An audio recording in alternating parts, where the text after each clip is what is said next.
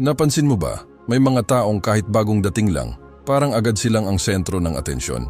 May mga taong hindi kailangang magsalita para maramdaman mo ang lakas nila.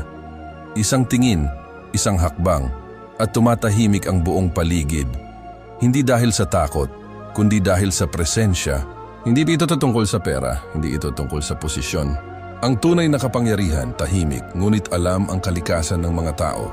Malalim, walang ingay, pero ramdam. Ngayong araw, bibigyan kita ng 7 galaw na hindi lang basta kilos kundi sandata.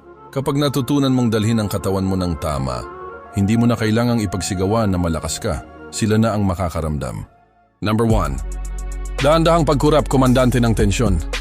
Kapag may tensyon, karamihan nanginginig, bumibilis ang galaw.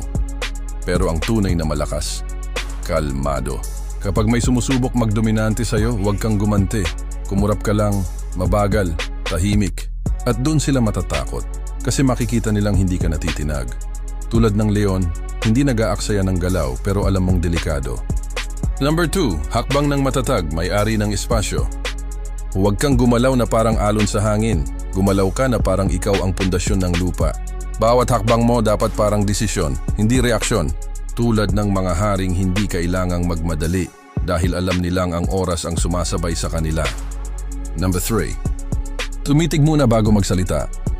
Pagpasok mo sa isang lugar, huwag agad magsalita. Tumingin ka muna, suriin mo ang paligid.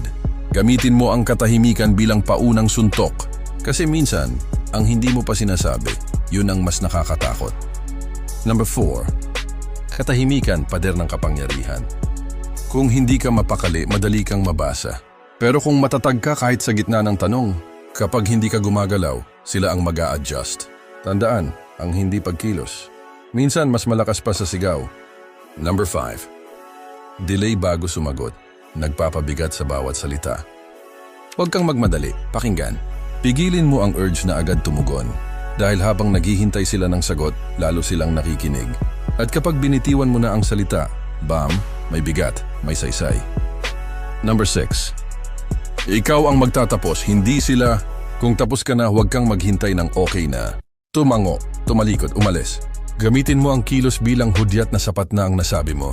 Ganyan ang kilos ng taong alam ang halaga ng kanyang oras. Number 7, umalis pero mag-iwan ng tanong. Bago ka tuluyang lumayo, tumingin ka pabalik. Isang malamig, tahimik na sulyap. Walang ngiti, walang salita, pero may lalim. At habang lumalayo ka, sila naman ang mapapaisip. Sino yon? Bakit ganun ang dating niya? Ano bang hindi niya sinabi? Ngayon alam mo na ang 7 galaw ng hindi ordinaryo.